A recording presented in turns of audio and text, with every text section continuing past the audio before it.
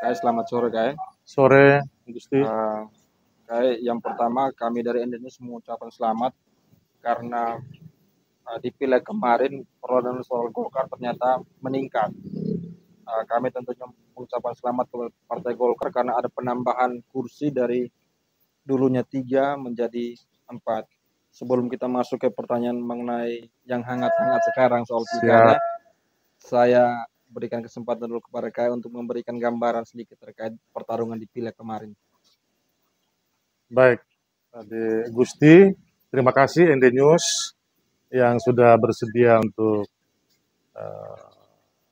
berdiskusi dengan saya.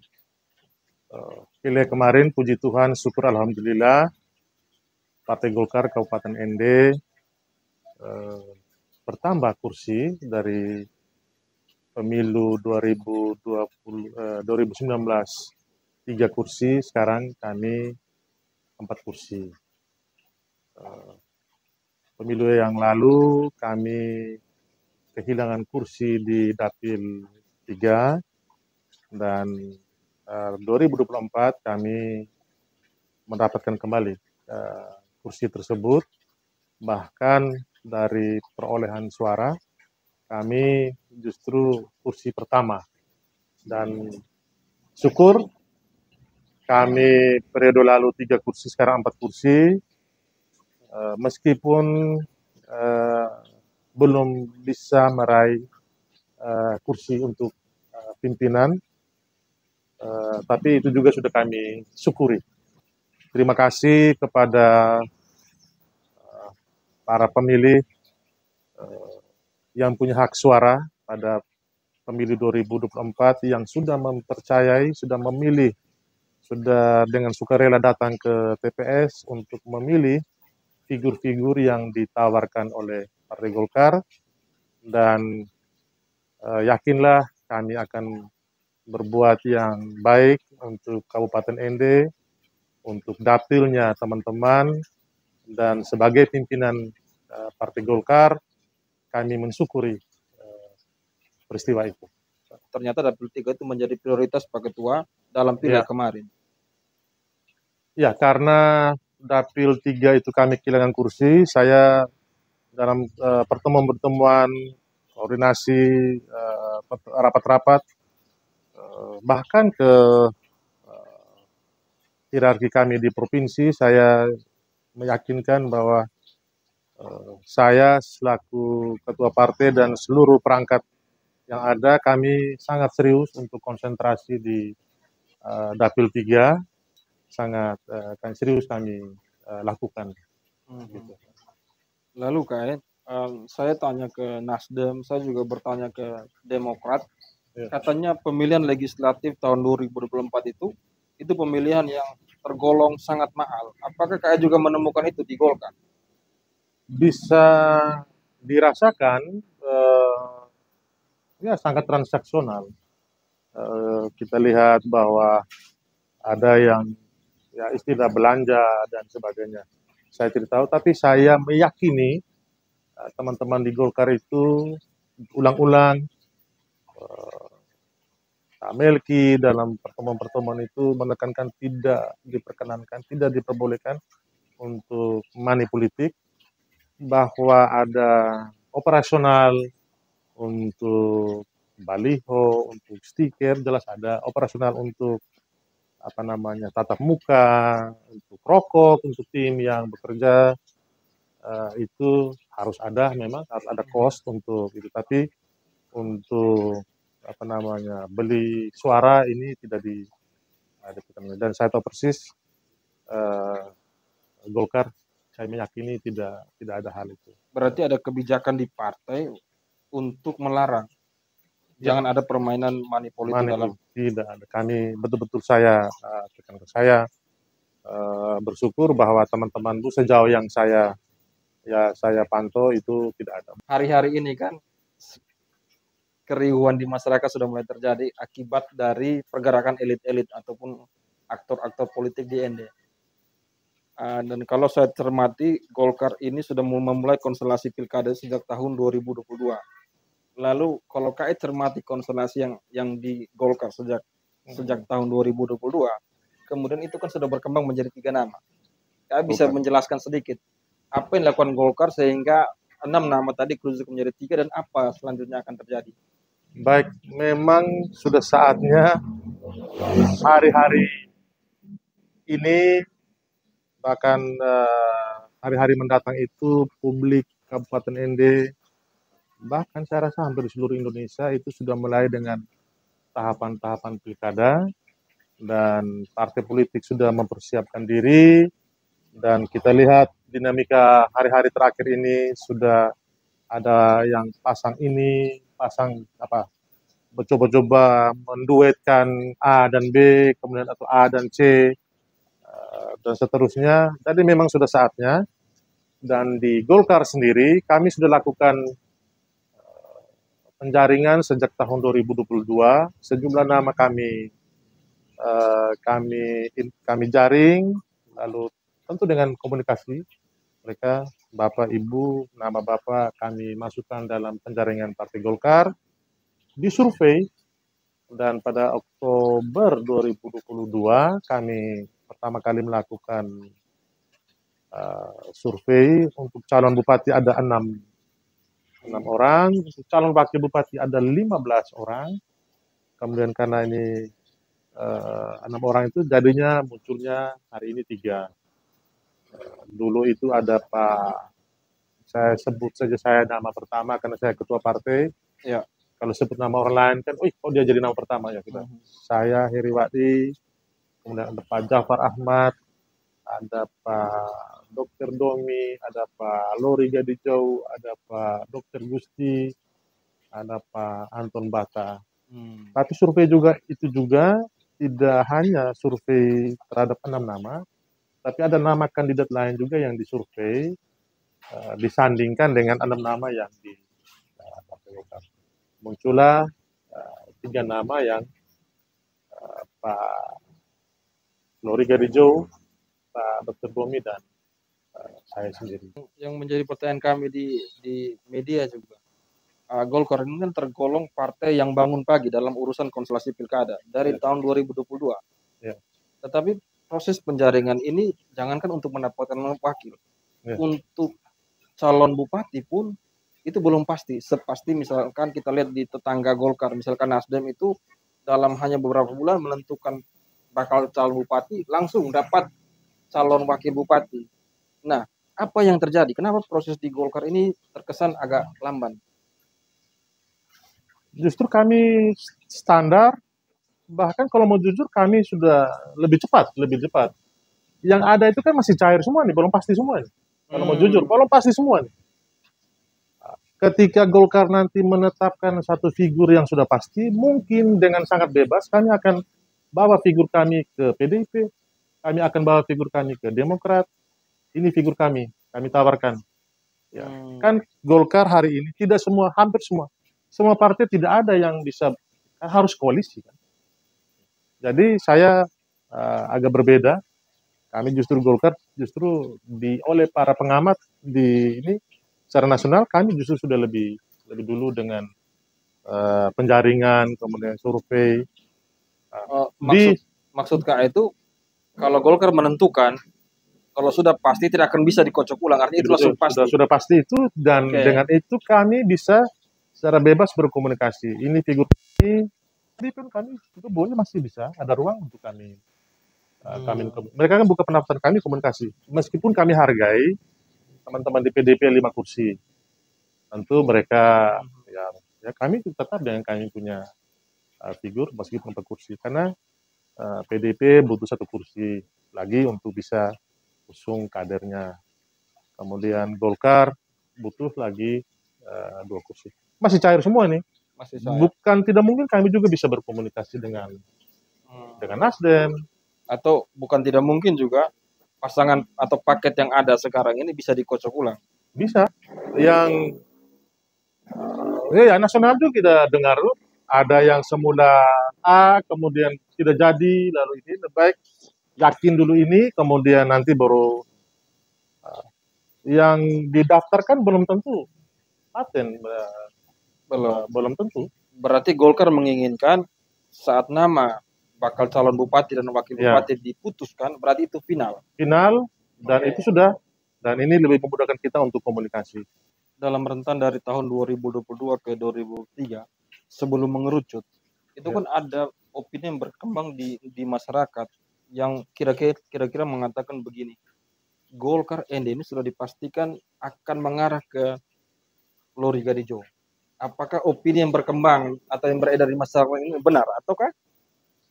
Boleh jadi karena hasil survei publik juga sudah mengetahui itu, karena tidak rahasia umum lagi. Itu hasil survei tahun 2022 itu Pak Lori yang paling tinggi.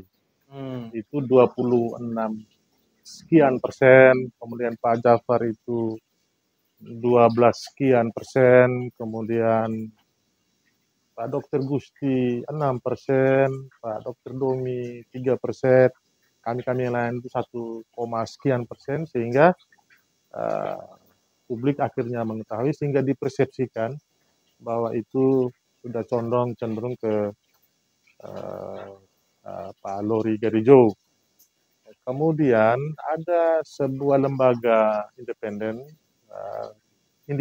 lembaga indikator yang dipimpin oleh Pak Burhanuddin Muhtadi, yang sering muncul di TV itu, melakukan survei pada bulan Maret, setelah Maret 2024, setelah Pileg dan Pilpres itu, terhadap sejumlah nama, dan lagi-lagi Pak Lori yang masih lebih tinggi dengan sejumlah nama-nama yang beredar hari ini, sehingga boleh jadi itu ada opini sekian publik yang akhirnya melihat bahwa ada kecenderungan kepada Pak Lori. Tapi sejujurnya kami masih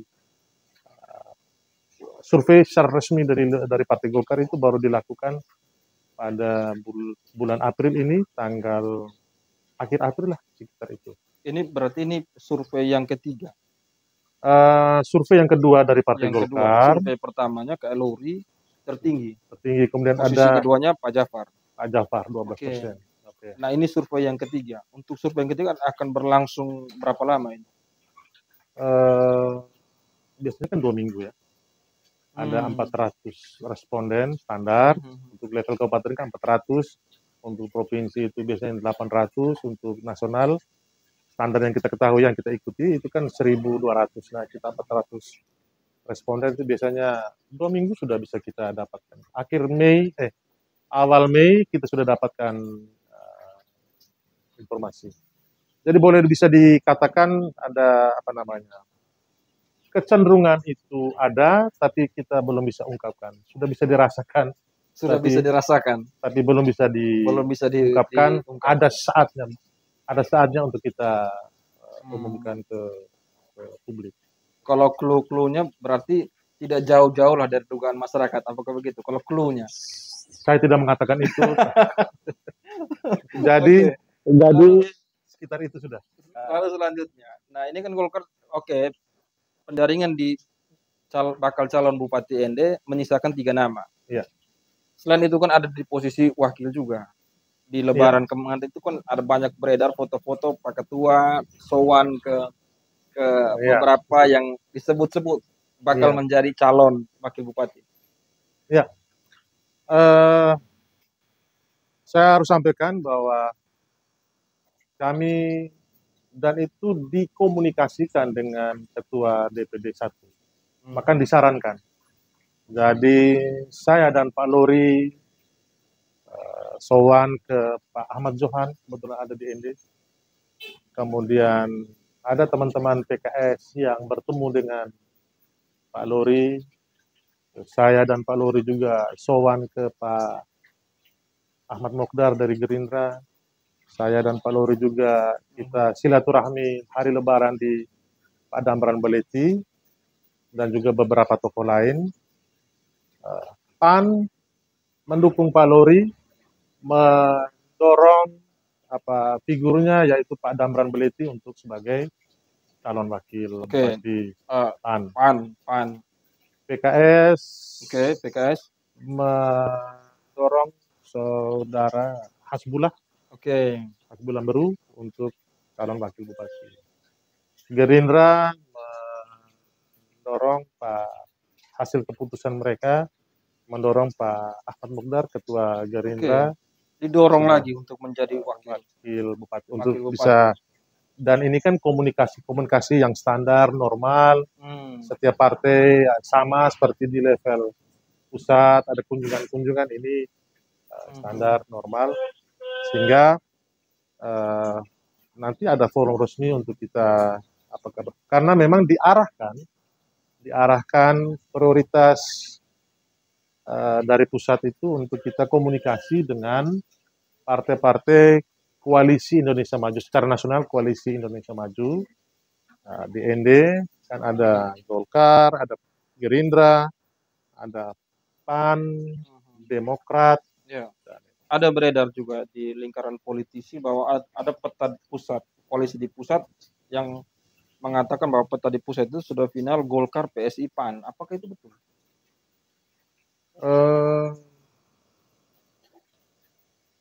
Bisa jadi, bisa ya.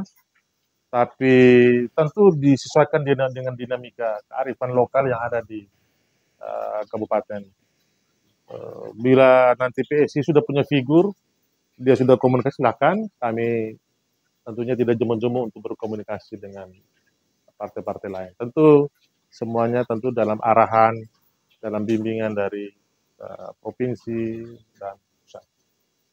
Juga ada opini beredar di masyarakat bahwa sebenarnya kalau Pak Dr. Agustinus Ngasu tidak menjadi PJS, itu menjadi salah satu nama yang kemarin digadang-gadang akan mendampingi salah satu kandidat bakal calon bupati dari Golkar. Apakah benar informasi itu?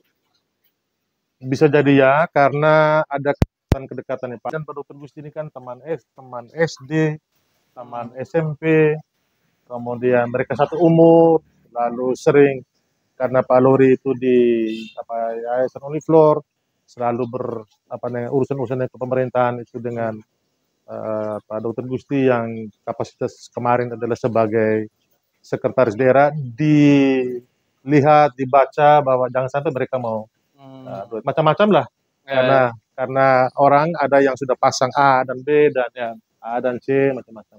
Hanya komunikasi ke Pak Ketua secara resmi itu tidak ada. Komunikasi antara Dr. Gusti dengan Pak Ketua untuk siap-siap begitu. Lalu ini Golkar dari 6 nama kembali sudah menjadi 3 nama. Ya. Nah, sedangkan partai-partai lain itu membuka pendaftaran secara terbuka. Sedangkan Golkar dalam tanda kutip, saya lihat Golkar sudah mempersiapkan kader. Apakah dengan begini konstelasi peta di dalam penjaringan akan tertutup untuk non partai? 3 itu yang dijaring oleh Golkar dari sejumlah nama yang juga saya sebut tadi kan sudah beredar, dan itu mekanismenya survei. Kalau dari 3 nama itu surveinya jauh di bawah ekspektasi atau harapan, bisa saja kita kocok ulang. Akan lihat lagi figur lain, karena semua partai kan ingin supaya figur yang diusungnya itu harus menang. Pendekatan ilmiah yang kita yakini hari ini kan survei, mekanisme survei.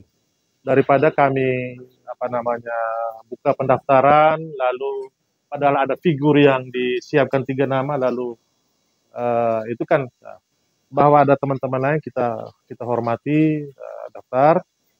Mungkin itu juga bagian dari titik awal untuk lakukan komunikasi. Bahkan bukan tidak mungkin wakil bupati dari Partai Golkar pun dari 3 nama yang kan ada Dr. Tommy. Gitu. Beberapa hari yang lalu Demokrat juga sudah buka pendaftaran. Ya. Saya sudah komunikasi dengan Ketua Golkar Provinsi, diizinkan untuk kita proses pendaftaran meskipun belum berpasangan. Kemudian kok pendaftaran di Demokrat ini hanya Kak Lori? Kan ada 3 nama tadi. Kok hanya Pak? Ya, Pak Dokter juga silakan daftar.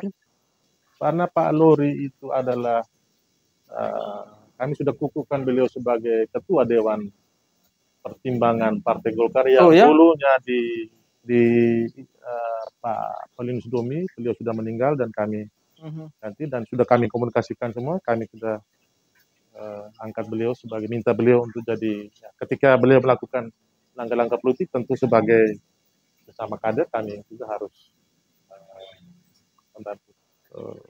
Saya mendampingi saja lah. Sebagai ketua. Sebagai ketua, meskipun dinominasikan juga sebagai sebagai calon bupati. Kak Lori sudah masuk dalam kepengurusan sebagai Ketua Dewan Pertimbangan Partai Golkar Kabupaten Ende. Ketua Dewan Pertimbangan. Ya, begitu. Periode 2020-2025. Oke. Kan sebelumnya kan ditinggalkan oleh Pak Paulinus Domi. 5 tahun terakhir ini Golkar memang pemenang. Namun kan salah satu kader terbaik Partai Golkar ND itu kan meninggal. Dalam perjalanan waktu sekitar 4 tahun lebih, ada opini berkembang bahwa Golkar ini sebenarnya enggan saja mau mengatakan bahwa sedang ditinggalkan oleh kekuasaan sekarang. Terima kasih kalau memang ada penilaian seperti itu, tapi kalaupun untuk keputusan eksekusinya kami tidak ada di posisi itu karena untuk eksekusi kan itu bupati dan wakil bupati, tapi untuk hal-hal yang lain soal budgeting, soal pengawasan, soal peraturan-peraturan daerah, Partai Golkar melalui perpanjangan tangan anggota fraksi sangat aktif terlibat dalam semua tingkatan keputusan. Jadi salah kalau orang mengatakan bahwa Golkar ditinggalkan kekuasaan itu salah berarti itu. Ya, kami terlibat aktif. Bahwa untuk eksekusi kan hanya 2 orang saja ya. Jadi ya seperti itu. Jadi tidak merasa ditinggalkan. Tidak. Lalu ini kayak Golkar ini kan kalau di Ende termasuk partai yang sangat besar dalam berbagai pertarungan politik sebelumnya itu selalu menjadi menang. Sekarang pun sebagai pemenang kalau bisa kita hitung paket MJ. Nah, apakah dalam rentan waktu 5 tahun terakhir saat Golkar tidak ada di puncak pimpinan eksekutif, apakah KE yakin bahwa pertarungan kali ini Golkar masih bisa menang? Kami bertekad di 2020 Pilkada 2024 ini ya kami yakin kami menang dengan figur yang kami akan sodorkan kepada publik untuk dipilih. Hanya kan banyak orang mengatakan begini, bertarung tanpa kekuasaan atau bukan sebagai incumbent itu kan berat. Apakah Golkar tetap meyakini bahwa akan menjadi pemenang dalam pertarungan kali ini? Sejarah membuktikan Pilkada 2014 kami melawan incumbent, Golkar melawan incumbent dan kami berhasil. Dan bukan tidak mungkin sekarang kan bukan setengah, bukan kami tapi kami yakin. Saat itu kami yakin kami akan dapat posisi itu. Mungkin terkesan sombong tapi ya memang urusan pilkada itu kan kita harus menang untuk merebut posisi jabatan-jabatan strategi seperti itu, bupati, wakil bupati, DPR, pimpinan DPR. Siap. Oke guys, terima kasih banyak atas waktu. Baik. Sukses selalu untuk Partai Golkar. Profesiat untuk Ade Gusti, Ende News, sebuah langkah maju. Sudah ada ini, mari kita dukung podcast ini supaya ini salah satu bisa menggairahkan teman-teman muda untuk lebih berekspresi, kemudian lebih baik kita menggunakan fasilitas ini daripada akun-akun palsu yang ada di Facebook, semua segala macam ya. Siap. Profesiat Gusti. Terima kasih Pak Ketua. Masih.